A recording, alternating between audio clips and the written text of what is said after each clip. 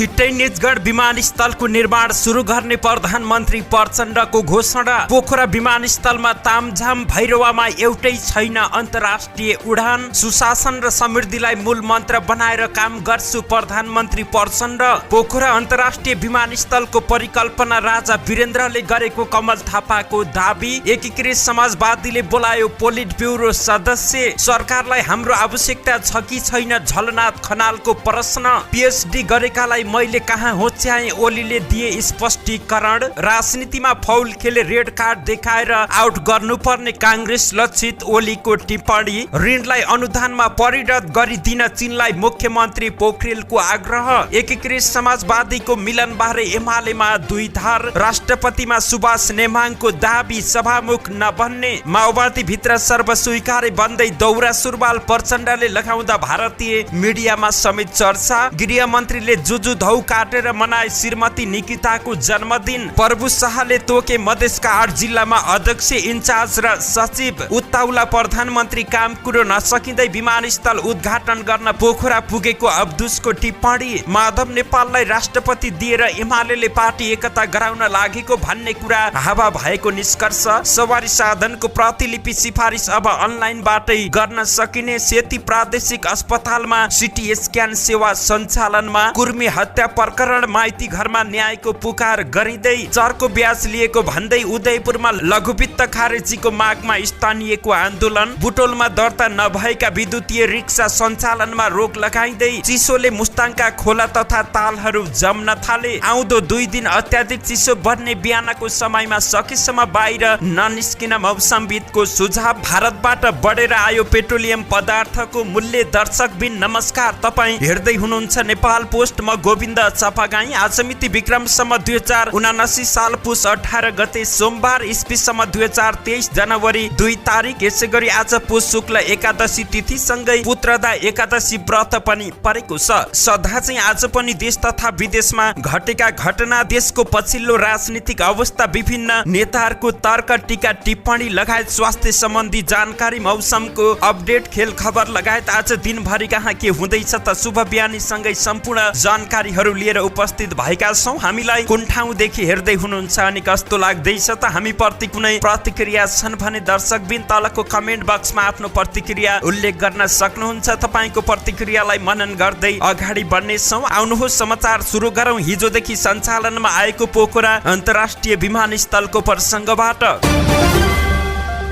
प्रधानमन्त्री पुष्पकमल दाहाल प्रचण्डले छिट्टै निजगढ विमानस्थलको निर्माण सुरु गर्ने घोषणा गरेका छन्। हिजो पोखरामा आयोजित पोखरा अन्तर्राष्ट्रिय विमानस्थलको उद्घाटन गर्दै प्रधानमन्त्री दाहालले छिट्टै निजगढ अन्तर्राष्ट्रिय विमानस्थलको निर्माण सुरु गर्ने घोषणा गरेका छन्। उनले भने पोखरामा तेस्रो विमानस्थल सञ्चालनमा आएको छ। अब छिट्टै निजगढ अन्तर्राष्ट्रिय विमानस्थलको निर्माण सुरु गर्नेछौँ। सोही क्रममा प्रधानमन्त्री प्रचण्डले तेस्रो विमानस्थल सञ्चालनमा आएसँगै पोखरा सिधै अन्य मुलुकसँगको पहुँचमा जोडिएको बताए। पोखरा विमानस्थल सञ्चालनमा आएसँगै पोखराको विकास र समृद्धिको चाहना थप मजबुत भएको समेत उनले बताएका छन्। यस्तै आफ्नो जन्मभूमि समेत कास्की भएकाले यस क्षेत्रको विकासका लागि प्रधानमन्त्रीको रूपमा थप पहल गर्ने प्रधानमन्त्रीको भनाइ रहेको छ। प्रधानमन्त्री पुष्पकमल दाहाल प्रचण्डले सामाजिक न्याय, सुशासन र समृद्धिलाई मूल मन्त्र बनाएर नागरिकको निम्ति समर्पित भएर काम गर्ने प्रतिबद्धता व्यक्त गरेका छन्। प्रचण्डले आफूले बाँकी जीवन देशको आर्थिक विकास र समृद्धि तथा सुशासन र सामाजिक न्यायका लागि भनेर चुनावका बेला नागरिक समक्ष कबुल गरेको उल्लेख गर्दै त्यही अनुसार आफूले काम गर्ने बताएका छन्। उनले पोखरा अन्तर्राष्ट्रिय विमानस्थलको निर्माणले पोखरामा मात्र नभई सिंगै देशको अर्थतन्त्रमा महत्त्वपूर्ण योगदान पुर्याउने विश्वास समेत व्यक्त गरेका छन्। उनले भने यो अन्तर्राष्ट्रिय विमानस्थल निर्माण हुनु पर्दछ भनेर यहाँका नागरिकले पटक पटक गरेको आन्दोलन, सङ्घर्ष, अनसन तोड्नका लागि म आफैले लिएको पहल कदमी र भूमिका स्मरण गरिराखेको छु। यो विमानस्थलले यस जिल्लाको र सिंगै राष्ट्रको पनि आर्थिक विकासमा महत्त्वपूर्ण योगदान पुर्याउने कुरामा कसैले पनि दुई मत राख्दैन। मैले भनेको छु यो पटक हामीले सामाजिक न्याय, सुशासन र समृद्धिको मूल मन्त्र बनाएर नागरिकको निम्ति समर्पित भएर काम गर्ने अठोट गरेका छौँ। यहाँहरूलाई थाहा छ मैले चुनावको अभियानको दौरानमा देशैभरि घुम्दा पनि सामाजिक न्याय, सुशासन र विकास नै अबको देशको एजेन्डा बन्नु पर्दछ भनेको थिएँ। शान्ति सम्झौताको हस्ताक्षरकर्ताको नाताले र संघीय लोकतान्त्रिक गणतन्त्र स्थापनामा र संघीय लोकतान्त्रिक गणतन्त्रको समावेशी समानुपातिक संविधान निर्माणमा नेतृत्वदायी भूमिका खेलेको नेताको हैसियतले पनि मैले बाँकी जीवन आर्थिक विकास र समृद्धिमा सामाजिक न्याय र सुशासनमा भनेर मैले नागरिकको अगाडि कबुल गरेको छु। प्रधानमन्त्री प्रचण्डले यो विमानस्थल निर्माणका लागि आफूले लिएको पहल कदमी बारे चर्चा गर्दै आफैले प्रधानमन्त्रीको रूपमा उद्घाटन गर्न पाउँदा हर्ष र गर्व दुवै लागेको बताएका छन्। सामाजिक न्याय र सुशासनमा भनेर मैले नागरिकको अगाडि कबुल गरेको छु। कार्यक्रममा पोखरा विमानस्थल निर्माणमा योगदान पुर्याउने पूर्व पर्यटन मन्त्रीहरूलाई पनि सम्मान गरिएको थियो। हिजो आइतबार उत्साहपूर्वक पोखरा अन्तर्राष्ट्रिय विमानस्थलको उद्घाटन भयो। तर यही समयमा भैरवामा गत 2 जेठमा उद्घाटन भएर सञ्चालनमा आएको गौतम बुद्ध अन्तर्राष्ट्रिय विमानस्थल अन्तर्राष्ट्रिय उडान विहीन बनेको छ। यसले नेपालमा राष्ट्रिय गौरवका आयोजनाका रूपमा 21 साल निर्माण सकिएका 2 विमानस्थलले भविष्यमा कसरी सञ्चालन खर्च उठाउलान् भन्ने चिन्ता थपेको छ। 8 महिना अघि तामझाम सहित सञ्चालनमा आएको गौतम बुद्ध अन्तर्राष्ट्रिय विमानस्थलसँग एउटा पनि अन्तर्राष्ट्रिय उडान तालिका रहेको छैन। फुट्टा आउने चार्टर्ड विमान बाहेक कुनै अन्तर्राष्ट्रिय वायुयान नआएपछि भैरवा अन्तर्राष्ट्रिय विमानस्थल झन सुनसान बनेको छ। उद्घाटन यता जजिरा एयरलाइन्सले नियमित उडान गरेका कारण 154 वटा उडान र अवतरणबाट 31,600 यात्रुले सेवा पाएका छन्। तर अब जजिरा एयरलाइन्सले भैरवाका आफ्ना नियमित उडानहरू काठमाडौँ सारेको छ। हप्ताका 3 दिन शनिबार, मंगलबार र बिहीबार उडान गरिरहेको जजिराले उडान अवतरण समस्याको कारण देखाउँदै भैरवाबाट उडान बन्द गरेको हो। झन अब विदेशबाट आउने चार्टर्ड उडानमा मात्र अन्तर्राष्ट्रिय विमानस्थलको बिजनेस सीमित भएको छ। भैरवा विमानस्थलका प्रवक्ता सुभाष झा बिहानको समयमा विमानस्थलमा लाग्ने बाक्लो हुस्सुका कारण प्राविधिक समस्या परेपछि जजिराले आफ्नो उडान काठमाडौँमा ल्याएको बताएका छन्। 20 डिसेम्बरदेखि भैरवामा नियमित अन्तर्राष्ट्रिय उडान ठप्प रहेको छ। उनले भने बिहान जजिरा एयरलाइन्सको विमान आउने समयमा पटक पटक अवतरणमा समस्या परेर लखनऊमा डाइभर्ट भइरहनु परेपछि जजिराले भैरवाबाट तत्कालका लागि उडान रोकेको हो। मौसमका कारण लखनऊ जानुपर्दा जजिराले सञ्चालन खर्च बढेको गुनासो गरेको थियो। त्यसको आधारमा अझै 2 हप्तासम्मका लागि भैरवाबाट जजिराको उडान तालिका सस्पेन्ड राखिएको छ। झाका अनुसार मौसम राम्रो हुँदै गएपछि जजिराको पुराना उडान भैरवा नै फर्किने अपेक्षा गरिएको छ। जजिराले सुरुदेखि नै भैरवाबाट हप्तामा 3 वटा उडान गरेको थियो। गत दशैंको समयमा यात्रुको चाप बढेपछि हप्ताको 7 दिन विमानस्थल सञ्चालनमा ल्याएको थियो। रापरपा नेपालका अध्यक्ष कमल थापाले पोखरा अन्तर्राष्ट्रिय विमानस्थलको परिकल्पना राजा वीरेन्द्रको भएको बताएका छन्। प्रधानमन्त्री पुष्पकमल दाहाल प्रचण्डले हिजो उद्घाटन गरेपछि सञ्चालनमा आएको विमानस्थलको परिकल्पनाकार राजा वीरेन्द्र नै भएको दावी गरेका छन्। उनले उद्घाटन कार्यक्रममा राजा वीरेन्द्रको नाम नलिएको प्रति असन्तुष्ट व्यक्त गरेका छन्। हिजो उद्घाटित पोखरा अन्तर्राष्ट्रिय विमानस्थल वास्तवमा राजा वीरेन्द्रको परिकल्पना हो। उद्घाटन समारोहमा राजा वीरेन्द्रको नाम समेत कसैले उच्चारण गरेनन्। उनले फेसबुकमा लेखेका छन्, इतिहास प्रति गौरव गर्दा वा अरूको योगदानको चर्चा गर्दा सानो भइन्न। राजाको योगदानको प्रशंसा गर्दैमा गणतन्त्र कमजोर हुँदैन, बरु सशक्त देखिन्छ। इतिहास प्रति गौरव गर्दा सानो नभइने उल्लेख गर्दै राजाको योगदानको प्रशंसा गर्दैमा गणतन्त्र कमजोर नहुने उनको भनाइ रहेको छ। नेकपा एकीकृत समाजवादीले पोलिट ब्युरो बैठक बोलाएको छ। शनिबार र हिजो आइतबार स्थायी कमिटी बैठक बसेपछि एकीकृत समाजवादीले आज सोमबार पोलिट ब्युरो बैठक बोलाएको प्रचार विभाग प्रमुख जगन्नाथ खतिवडाले जानकारी दिएका छन्। बैठक आज बिहान 11 बजे पार्टी कार्यालयमा नै बस्ने उनले जानकारी दिएका छन्। उनले हिजो भने भोलि पोलिट ब्युरो बैठक आयोजना गरेका छौं, के सुझाव दिन्छ त्यसपछि मात्र यावत विषयमा हाम्रो धारणा बाहिर ल्याउने छौं। उनले भने स्थायी कमिटी बैठकमा नेताहरूले कसैले सरकारको बारेमा, कसैले पार्टी निर्माणको बारेमा, कसैले विगतको गठबन्धनको बारेमा, कसैले अहिलेको गठबन्धनको बारेमा धारणा राखेको खतिवडाले बताएका छन्। बैठकपछि सञ्चारकर्मीसँगको कुराकानीमा एकीकृत समाजवादीका सम्मानित नेता झलनाथ खनालले आफूहरू वाम एकताको पक्षमा रहेको बताए, तर विचार आफूहरूको पहिलो शर्त हुने उनको भनाइ रहेको छ। वामपन्थी एकताको पक्षमा रहेका छौं, तर टाउको जोडेर मात्र भएन, विचार मिल्नुपर्छ। कार्यगत एकता गर्न हामी जोसुकैसँग पनि तयार छौं। उनले भने सरकारमा जानेभारी नेता खनालले सरकारबाट औपचारिक प्रस्ताव नआएको पनि बताएका छन्। उनले अहिलेसम्म सरकारलाई आफूहरूको आवश्यकता छ कि छैन भन्ने बारे नै स्पष्ट नभएको बताएका छन्। यसैगरी नेकपा एकीकृत समाजवादीका नेता झलनाथ खनालले सरकारका विषयमा आफूहरू पर्खर हेरेको अवस्थामा रहेको बताएका छन्। पार्टीको स्थायी कमिटी बैठकपछि पत्रकारहरूसँग संक्षिप्त कुराकानी गर्दै सरकारमा रहेका दलहरूले सहयोगको प्रस्ताव नगरेसम्म पर्खर हेरेकै अवस्थामा रहने उनले बताए। उनले अहिलेको नयाँ गठबन्धन खिचडी जस्तो भएको आरोप समेत लगाएका गरेका छन्। त्यहाँ भित्र वामपन्थीको नेतृत्व छ, तल खुट्टा टेकेको अर्कै थरी मान्छे हुन्, प्रतिगमनकारी पुनरुत्थानवादी त्यस्तो खालको खुट्टा टेकेको छ। उनले भने के नीति के कार्यक्रम हुने हो थाहा छैन, उसले ल्याइसकेको छैन, त्यसो हुनाले सरकारका विषयमा भनिहाल्ने कुरा केही पनि भएन। खनालले अघि भने जबसम्म उनीहरूले आफ्नो कुरा ल्याउँदैनन्, राख्दैनन्, सार्वजनिक गर्दैनन्, त्यति बेलासम्म हामी पर्खर हेरेकै अवस्थामा रहने स्थायी कमिटीका साथीहरूको धारणा रहेको छ। गठबन्धनमा रहेका दलले सहयोगको आवश्यकता महसुस गर्छन् कि गर्दैनन् भन्ने मुख्य कुरा रहेको नेता खनालको भनाइरहेको छ। आफूहरू आम रूपमा वामपन्थी एकताकै पक्षमा रहेको भन्दै उनले त्यसका लागि सिद्धान्त र नीति मिल्नुपर्ने बताएका छन्। नेकपा एमालेका अध्यक्ष केपी शर्मा ओलीले आफूले पीएचडी गरेका व्यक्तिलाई नहुचाएको स्पष्टीकरण दिएका छन्। हिजो आइतबार काठमाडौँको ग्लोबल कलेज अफ म्यानेजमेन्टका विद्यार्थी संघको अन्तर्संवादका क्रममा उनले सामाजिक सञ्जालमा भाइरल भएको एक भिडियो बारे स्पष्टीकरण दिएका छन्। गत महिना सामाजिक सञ्जालमा भाइरल भएको एक भिडियोमा ओलीले पीएचडी भनेको एउटा विषयको थेसिस न हो, त्यसलाई के न ठान्छन्, मूर्खहरूको जमाना छ भनेका थिए। सोही विषयलाई लिएर ओलीले पीएचडी गर्ने मान्छेहरूलाई हुचाएको भन्दै आलोचना समेत भएको थियो। आफ्नो आलोचना भइरहेको बारे पनि थाहा पाएका ओलीले हिजो आइतबारको विद्यार्थी संघको अन्तर्संवादमा भने त्यसको स्पष्टीकरणमा लामै समय दिएका छन्। ओलीका अनुसार एकजना पीएचडी गरेका व्यक्ति ओली समक्ष पुगेका थिए। उनीसँगको कुराकानीका क्रममा आफूले पीएचडी गरे पनि घमण्ड नगर्न आग्रह गरेको ओलीले बताएका छन्। यसैगरी नेकपा एमालेका अध्यक्ष केपी शर्मा ओलीले तत्कालै मन्त्री परिषदले पूर्णता नपाउने संकेत गरेका छन्। मदन भण्डारीको स्पोर्ट एकाडेमीको 14औं स्थापना दिवसमा आयोजित कार्यक्रमलाई सम्बोधन गर्दै उनले भने अहिले खेलकुद मन्त्री नै छैन, खेलकुद मन्त्री आउन अझै 10-15 दिन लाग्न सक्छ। खेलकुद मन्त्री आएपछि म भन्छु खेलाडीहरूलाई सरकारले हेरोस्, खेलकुद क्षेत्रको विकासका लागि आफूले सरकार समक्ष माग गरेर पहल गर्ने बताए। उनले खेलकुददेखि राजनीतिसम्म कहीँ पनि फल खेल्न नहुने बताएका छन्। 5 दलीय गठबन्धन भत्काएर नेकपा माओवादी केन्द्रका अध्यक्ष पुष्पकमल दाहाल प्रचण्डलाई प्रधानमन्त्री बनाएको प्रसङ्गलाई उनले संकेत गर्दै भने राजनीतिमा पनि फाउल खेल्न हुँदैन, येल्लो कार्ड कहिलेकाहीँ त रेड कार्ड नै दिएर आउट गर्नुपर्छ, सफलताको लागि फल नगरी खेल्नुपर्छ। ओलीको प्रचण्डलाई प्रधानमन्त्री स्वीकार्ने निर्णयले प्रतिनिधि सभाको सबैभन्दा ठूलो दल बनेको नेपाली कांग्रेस संघदेखि प्रदेशसम्म सत्ता बाहिर पुगेको छ।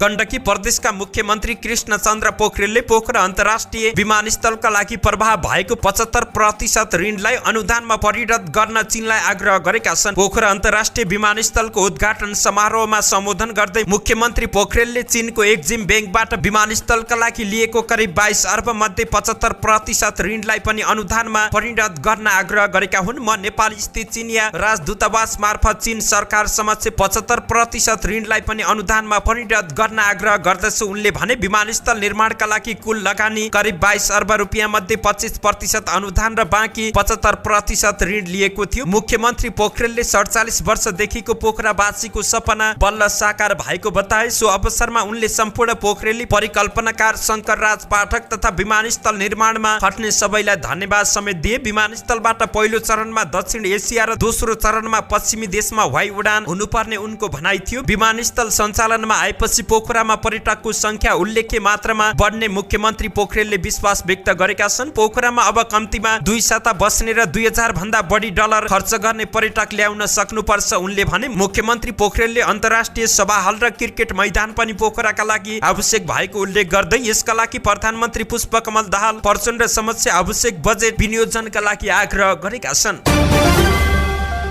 2 दिन बैठक बस्दा पनि टुङ्गो नलागेको एकीकृत समाजवादीको चर्चा गरौं। नेकपा एकीकृत समाजवादी संघको एकताबारे नेकपा एमालेमा 2 धार देखिएका छन्। एमाले महासचिव शंकर पोखरेल उनी निकट नेताहरू एकीकृत समाजवादी संघ तत्काल एकता गर्न नहुने पक्षमा रहेका छन्। पोखरेलसँग निकट रहेका उपमहासचिव प्रदीप गेवालीले एकीकृत समाजवादी संघको एकतालाई लक्षित गर्दै सामाजिक सञ्जालमा यथास्थितिमा एकता गर्न नहुने बताएका छन्। नेकपा एमालेको अहिलेको चलिरहेको छलफल सरकारको समर्थनको दायरा विस्तार गर्न सीमित रहेको छ। त्यसभन्दा बाहिर चलेका चर्चा अनुमान अतिरञ्जना र हल्ला मात्र हुन्। उनले सामाजिक सञ्जालमा लेखेका छन् पार्टी भित्र र बाहिरबाट सिर्जित भयानक घेराबन्दी तोडेर आन्दोलन यहाँसम्म आइपुगेको हो। संकटका बेला 30 साल झैं उभिएका कमरेडहरूको भावना विपरीत कुनै निर्णय हुने छैन। माधव कुमार नेपालले पार्टी विभाजन गरेको कुरा बिर्सन नसकिने घटना भएको गेवालीले इंगित गरेका छन्। इतिहासका केही घटना यस्ता हुन्छन् जसलाई बिर्सन सकिँदैन र बिर्सन पनि हुँदैन उनले लेखेका छन्। दुवै पार्टी बीच एकता गर्ने विषयमा अहिलेसम्म एमाले र एकीकृत समाजवादीका नेताहरूबीच औपचारिक छलफल भएको छैन। दुवै पक्षका नेताहरूले आफ्नो तहबाट एकताको प्रयास भने गरेका छन्। एमाले उपाध्यक्ष सुभाष नेमाङ, उप प्रधानमन्त्री समेत रहेका अर्का उपाध्यक्ष विष्णु पौडेल, उपमहासचिव पृथ्वी सुब्बा गुरुङ एकीकृत समाजवादीसँग एकता गर्नुपर्ने पक्षमा रहेका छन्। एमाले उपाध्यक्ष सुभाष नेमाङले त सार्वजनिक रूपमै एकीकृत समाजवादीलाई एमालेमा फर्किन जनताले म्यान्डेट दिएको बताउँदै आएका छन्। एमाले पोलिट ब्युरो सदस्य एवं युवा संघका इन्चार्ज महेश बस्नेतले पटक पटक एकीकृत समाजवादीका अध्यक्ष माधव कुमार नेपाललाई भेटिरहेका छन्। एकीकृत समाजवादीका तर्फबाट उपमहासचिव गंगालाल तुलाधर, नेता मेटमाडी चौधरी, शेरबहादुर कुँवर, जीवनराम श्रेष्ठ लगायतले एकताका लागि पहल गरेका छन्। एकीकृत समाजवादीका महासचिव बेदुराम भूषाल, प्रवक्ता जगन्नाथ खतिवडा लगायत भने तत्काल एकता गर्न नहुने पक्षमा रहेका छन्। दुई पक्षका नेताहरूले एमाले अध्यक्ष केपी शर्मा ओली र एकीकृत समाजवादीका अध्यक्ष माधव कुमार नेपाल बीच भेट गराउन प्रयास गरे पनि उनीहरू बीच भेट हुन सकेको छैन। स्रोतका अनुसार नेपाल ओलीको निवास बालकोट जाने पक्षमा छैनन् भने ओली बालकोटमै भेट्न चाहन्छन्। एकीकृत समाजवादीका उपमहासचिव गंगालाल तुलाधरले दुई पार्टीका नेताहरू लचिलो भए एकता गर्न गाह्रो नरहेको तर्क दिएका छन्। यसैगरी एमाले उपाध्यक्ष युवराज गेवालीले पनि दुई पार्टीको एकता अहिलेको आवश्यकता रहेको बताएका छन्। नेकपा एमालेका उपाध्यक्ष सुभाष नेमाङले राष्ट्रपतिमा दाबी गरेका छन्। नेकपा एमाले, नेकपा माओवादी केन्द्र, राष्ट्रिय स्वतन्त्र पार्टी राजसपा लगायतका दलहरूको सत्ता गठबन्धनको भागभण्डामा एमाले राष्ट्रपति लिने सहमति भएको छ। राष्ट्रपति एमालेको भागमा परेसँगै नेमाङले आफ्नो दाबी गरेको स्रोतको दाबी रहेको छ। उनले आफू सभामुख भन्ने नबन्ने प्रश्न पारेका छन्। सत्ता गठबन्धनबाट माओवादी केन्द्रका अध्यक्ष पुष्पकमल दाहाल प्रचण्ड प्रधानमन्त्री बनेसँगै एमालेको भागमा राष्ट्रपति र सभामुख समेत परेको छ। प्रधानमन्त्री र सभामुख भने एमाले र माओवादी केन्द्रले 2.5 वर्ष आलोपालो गर्ने सहमति भएको बताइएको छ। 4 पटक सभामुख भइसकेकाले फेरि सभामुख बन्न इच्छुक नरहेको नेमाङले पार्टीमा बताइसकेका छन्। नेमाङ 2063 देखि 2072 सम्म 4 पटक सभामुख र 2 पटक संविधान सभाको अध्यक्ष समेत भइसकेका छन्। पटक पटक सभामुख भइसकेकाले अब मलाई त्यो पदमा जानु छैन। निर्वाचन अघि पार्टी अध्यक्षलाई प्रधानमन्त्री बनाउने भनेर हामीले भनेकाले त्यसमा मेरो दाबी हुने कुरै भएन। नेवाङले आफ्ना निकटहरूसँग भन्ने गरेका छन्। अब मेरा लागि कुन पद उपयुक्त हुन्छ भनेर मैले पार्टीमा भनिसकेको छु, नेवाङको तर्क रहेको थियो।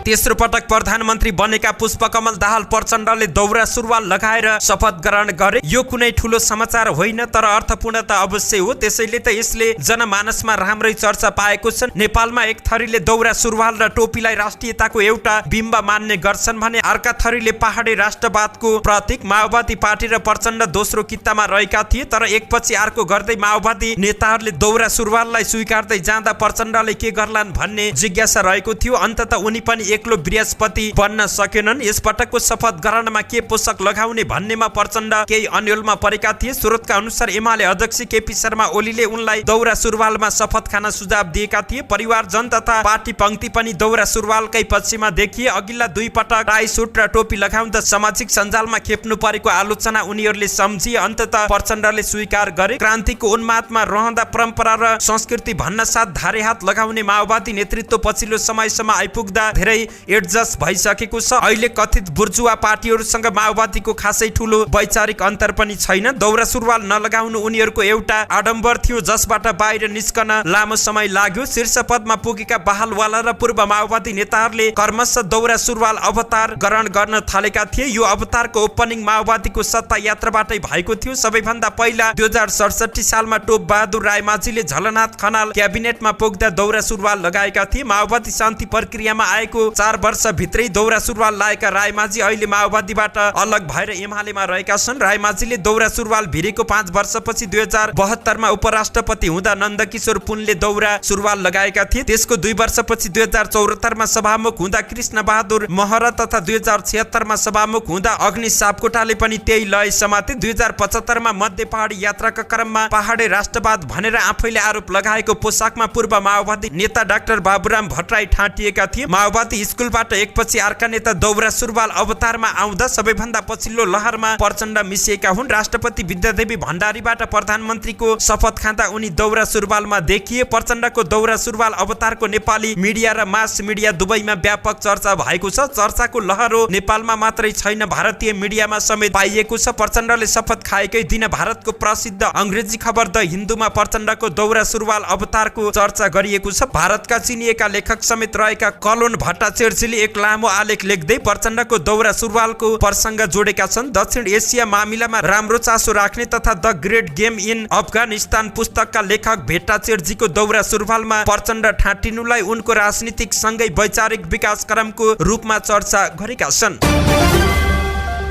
राजनीतिमा लाग्दादेखि नै रवि लामिछाने हरेक कुरामा फरक अभ्यास गर्न खोजिरहेका छन्। जस्तो कि उनले आफ्नै श्रीमतीको जन्मदिन पनि फरक तरिकाले मनाएका छन्। जन्मदिनमा केक काटेर सेलिब्रेसन गर्ने आम प्रचलन रहेको छ। पश्चिमा समाजबाट भित्रिएको यो प्रचलन अहिले नेपालको कुना काप्चामा पनि व्याप्त भइसकेको छ। त्यसलाई अलिकति तोडमोड गर्दै गृहमन्त्री लामिछानेले श्रीमतीको जन्मदिनमा भक्तपुरको जुजुधौ काट्न प्रस्ताव गरे। श्रीमानको प्रस्तावमा निकिता पनि तयार भइन्। केकको ठाउँमा जुजुधौ काटियो भने मैनबत्ती निभाउनुको साटो दियो बालियो। कतारोको दही काटेर निकिताले श्रीमानलाई खुवाइन्, रविले पनि निकितालाई खुवाए। निकिताले फेसबुकमा लेखेकी छिन्, एउटा मौलिक ढङ्गको बर्थडे सेलिब्रेसन भयो, शुभकामना दिनुहुने सबैलाई धेरै धन्यवाद। रविले सामाजिक सञ्जालबाट पनि श्रीमतीलाई जन्मदिनको शुभकामना दिएका थिए। उनले शुभकामना सन्देशमा पनि निकिताको खुलेर तारिफ गरेका थिए। उनले लेखेका थिए, मलाई थाहा छ मेरो सफलताको लागि तिमीले आफ्ना कयौं सपना कतै लुकाएकी छेउ। आफ्नो परिवारको त्यति ठुलो व्यापारिक विरासत, विश्व प्रख्यात युनिभर्सिटीको उच्च शैक्षिक योग्यता, उच्च अहोदाको सरकारी सेवा अनुभव, 15 वर्षदेखि एक प्रख्यात सञ्चार माध्यमको सञ्चालन जस्ता कयौं योग्यता र क्षमता आफैसँग हुँदाहुँदै पनि मेरै सफलतालाई तिमीले आफ्नो लक्ष्य बनायौ। निकिता रविकी दोस्रो श्रीमती हुन्। पहिलो श्रीमती ईशा लामिछानेसँग सम्बन्ध विच्छेदपछि उनले निकितासँग विवाह गरेका थिए। ईशाका तर्फबाट रविका 2 छोरी रहेका छन्।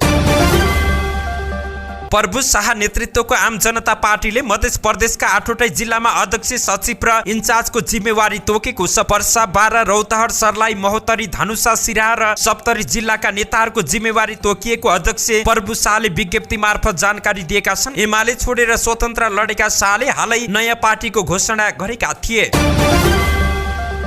नेकपा एमालेका नेता अब्दुस मियाले प्रधानमन्त्री पुष्पकमल दाहाल प्रचण्डलाई उत्ताउलोको संज्ञा दिएका छन्। हिजो प्रधानमन्त्री पुष्पकमल दाहालले पोखरा अन्तर्राष्ट्रिय विमानस्थल उद्घाटन गर्नु अगाडि उनले कटाक्ष गरेका हुन्। प्रचण्डसँग गोर्खा 2 मा पराजित भएका एमालेका अब्दुसले सामाजिक सञ्जालमा लेखेका छन्, म उत्सुक छु आज उद्घाटन हुने अन्तर्राष्ट्रिय विमानस्थलमा कुन देशबाट विमान आउँदैछ वा कुन देशमा विमान उडेर जान्छ। सम्भवतः त्यसबारे कुनै तयारी भएको छैन। उत्ताउला प्रधानमन्त्री काम कुरो नसकिँदै विमानस्थल उद्घाटन गर्न पोखरा पुग्दैछन्। यसो कर्मकाण्ड पुर्याउन एउटा लोकल जहाज ल्यान्ड गराउने अरे। उनले विमानस्थल उद्घाटन हुँदा पोखरा महानगरले सार्वजनिक बिदा दिएको प्रति पनि असन्तुष्ट व्यक्त गरेका छन्। अर्को अचम्म, एउटा सामान्य विमानस्थल उद्घाटन हुँदा आज पोखरामा सार्वजनिक बिदा दिएको छ। यो बिदाको औचित्य के हो मैले चाहिँ बुझ्न सकिन, उनले हिजो लेखेका थिए। यतिखेर विभिन्न विद्यालय तथा क्याम्पसमा परीक्षा चलिरहेको छ। हठात राजाको उर्दी शैलीमा सार्वजनिक बिदा घोषणा हुँदा विद्यार्थी तथा अभिभावकले जुन किसिमको अन्यलपूर्ण वातावरण भोग्नु परेको छ त्यसबारे प्रधानमन्त्री र उनले नेतृत्व गरेको सरकारले खासै वास्ता गरेको जस्तो देखिँदैन। नयाँ वर्षको पहिलो दिनमै प्रधानमन्त्रीको कार्यशैली प्रति कटाक्ष गर्ने रहर नभएको उल्लेख गर्दै उनले हरेक गलत कदम विरुद्ध आवाज उठाउने जिम्मेवारी आफूलाई गोर्खाली जनताले दिएको बताएका छन्।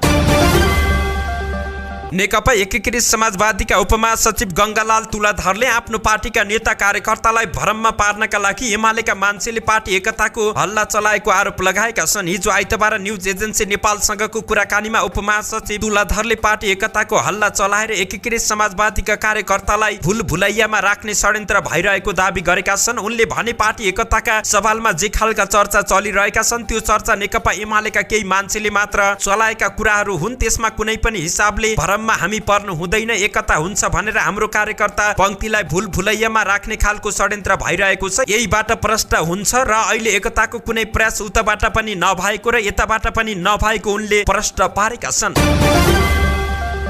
काठमाडौँ उपत्यका ट्राफिक प्रहरी कार्यालयले प्रतिलिपि सिफारिस अबदेखि अनलाइन मार्फत प्रदान गर्ने भएको छ। सवारी चालक अनुमति पत्र, सवारी दर्ता किताब र सवारी इजाजत पत्र हराएमा सेवाग्राहीले ट्राफिक प्रहरीको आधिकारिक वेबसाइट मार्फत परिचय पत्रको प्रतिलिपि सहित अनलाइन फर्म भर्नुपर्ने हुन्छ। अनलाइन फर्म भरेको 72 घण्टापछि अनलाइन मार्फत नै हराएको सिफारिस उपलब्ध गराइनेछ। प्रविधिको उच्चतम प्रयोग गरी सेवाग्राहीलाई सहज सेवा, समयको बचत र स्मार्ट ट्राफिक सेवा प्रदान गर्ने उद्देश्यले यो सुविधा लागू गरिएको प्रवक्ता एवं प्रहरी वरिष्ठ उपरीक्षक राजेन्द्र प्रसाद भट्टले जानकारी दिएका हुन्।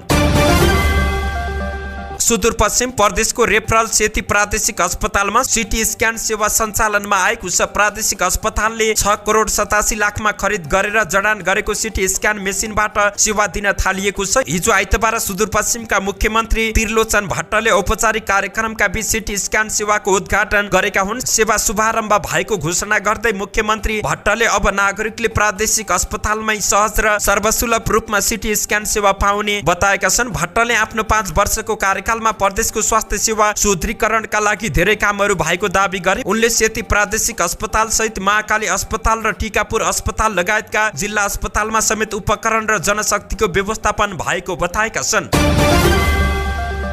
बाँकीकी निर्मला कुर्मी र ननकुन्नी धोबीको हत्यामा संलग्नलाई कारबाहीको माग गर्दै हिजो आइतबार पनि माइती घरमा धरना र प्रदर्शन भएको छ। बाँकीकी रुबी खान सहितका महिला अधिकार कर्मीहरूले अनिश्चितकालीन धरना र रिले अनसन सुरु गरेका छन्। धरना तथा प्रदर्शनमा ऐक्यबद्धता जनाउन डाक्टर गोविन्द केसी, नारायण वाग्ले, ओम अर्याल, सचिन घिमिरे, विजय बाबु शिवाकोटी, पवन थापा मगर, प्रीतम सुवेदी लगायतका अभियन्ताहरू पनि माइती घर पुगेका थिए। आइतबार बिहान कलङ्कीदेखि सुरु भएको महिला अधिकार कर्मीहरूको माइती घर मण्डलमा पुगेर धरनामा परिणत भएको हो। निर्मला कुर्मीको हत्याको 4 वर्षसम्म पनि सरकारले दोषीमाथि कारबाही गर्न नसक्दा उनीहरू आन्दोलित बन्दै आएका छन्। यसअघिको सरकारले छानबिन समिति बनाए पनि उक्त प्रतिवेदन कार्यान्वयन गर्ने चासो देखाएको छैन।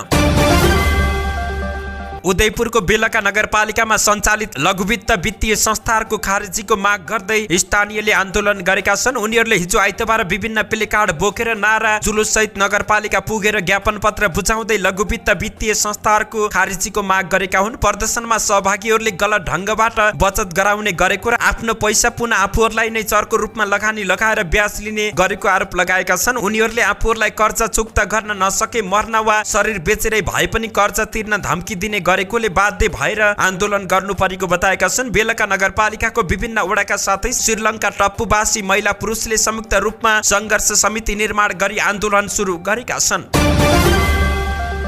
बुटोलमा दर्ता नभएका विद्युतीय रिक्सा सञ्चालनमा रोक लगाइएको छ। विद्युतीय रिक्सा सञ्चालन व्यवस्थापन तथा नियमन सम्बन्धी कार्यविधि 2076 अनुसार दर्ता नभएका विद्युतीय रिक्सा सञ्चालनमा रोक लगाइएको बुटोल उपमहानगरपालिकाले जानकारी दिएको छ। यसअघि नै उपमहानगरपालिकामा दर्ता नभएका र सवारी चालक अनुमति पत्र नलिएका चालकलाई विद्युतीय रिक्सा सञ्चालनमा रोक लगाउने निर्णय गरिएको भए पनि कार्यान्वयन हुन सकेको थिएन। विद्युतीय रिक्साका कारण बजार क्षेत्र नै अस्तव्यस्त बनेको भन्दै हिजो आइतबारदेखि यसअघिको निर्णय कार्यान्वयन गर्न लागि छ। बुटोलमा हाल 4500 भन्दा बढी विद्युतीय रिक्सा सञ्चालनमा रहेका छन्, तर उपमहानगरपालिकामा दर्ता भएका रिक्साको संख्या भने 1256 मात्रै रहेको छ। यसअघि उपमहानगरपालिकाले तयार पारेको कार्यविधि अनुसार अब 184 मात्रै विद्युतीय रिक्सा दर्ता गर्न बाँकी रहेको छ। बुटोलमा 1484 वटा विद्युतीय रिक्सा आवश्यक रहेको र दर्ता गर्न बाँकी 184 रिक्सा पनि स्वरोजगार स्थानीय महिला र सवारी चालक अनुमति पत्र भएकालाई मात्रै प्राथमिकता दिने गरी कार्यविधि तयार गरिएको थियो। अत्याधिक चिसोले मुस्ताङका ताल तलैया शाखा नदी सिंचाई कुलो घरका धारा र सेफ्टी ट्याङ्की क्रमशः जम्न थालेका छन्। चिसोले मुस्ताङको दैनिक जीवनमा समेत असर पुर्याएको छ। चिसोका कारण मुस्ताङको घर पजोङ 5 कैसाङ क्याम्प स्थित 6 ताल पुरै बरफ बनेर जमेको प्रचण्ड डङ्गोलले जानकारी दिएका छन्। घर पजोङको पश्चिमतर्फ पर्ने नीलगिरी हिमालको फेदमै अवस्थित छेमा ताल चिसोले जमेको डङ्गोलले जानकारी दिए। समुद्री सतहदेखि करिब 3200 मिटरको उचाइमा छेमा ताल रहेको छ। यसैगरी कैसाङकै सैनिक उच्च शिखर शिक्षालय नजिकको नीलगिरी ताल पनि चिसोले जमेको छ। यसैगरी उपल्लो मुस्ताङको नरसिंह खोला, समर खोला, घिलिङ खोला, घमी खोला, चराङ खोला, लोमान्थाङ खोला र छोसेर खोला चिसोले जमेको लोमान्थाङका सब इन्जिनियर उदय घिमिरेले जानकारी दिएका छन्। चालु आर्थिक वर्षको पुष महिनाको आधा बितिसक्दा समेत हिउँ परेको छैन। यद्यपि हिमपात नभए पनि उपल्लो मुस्ताङ बिहान र बेलुकीको तापक्रम -15 डिग्रीसम्म पुग्ने गरेको लोमान्थाङका स्थानीयले बताएका छन्।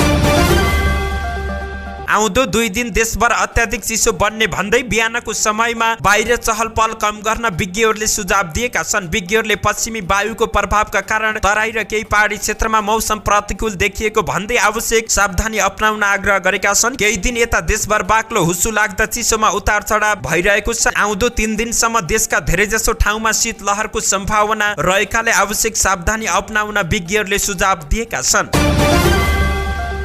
भारतीय आयल कर्पोरेसन लिमिटेड IOC ले नेपाल आयल निगमलाई इन्धनको मूल्य बढाएर पठाएको छ। अन्तर्राष्ट्रिय बजारमा प्रशोधित इन्धनको मूल्य बढेपछि IOC ले पनि मूल्य बढाएर पठाएको निगमले जानकारी दिएको छ। हिजो आइतबार पठाएको नयाँ मूल्य सूची अनुसार पेट्रोल, डिजेल, वायु इन्धनसँगै खाना पकाउने LP ग्यासको मूल्य समेत बढेको निगमका आपूर्ति तथा वितरण विभाग निर्देशक वीरेन्द्र गोइतले जानकारी दिए। IOC ले पठाएको नयाँ मूल्य सूचीमा पेट्रोलको भाउ प्रति लिटर ₹2.54, डिजेलमा ₹2.95, वायु इन्धनमा ₹4.13 र ग्यासमा प्रति सिलिन्डर ₹78.22 बढेर आएको छ। गोइतले भने युक्रेनमा रुसको आक्रमण बढ्दै गएका कारण अन्तर्राष्ट्रिय बजार अस्थिर देखिएको छ। निगमका अनुसार हाल IOC लाई तिर्नुपर्ने बक्यौता रकम करिब 11 अर्ब रुपियाँ रहेको छ भने सरकारलाई तिर्नुपर्ने ऋण अझै 7 अर्ब रहेको गोइतले जानकारी दिएका छन्।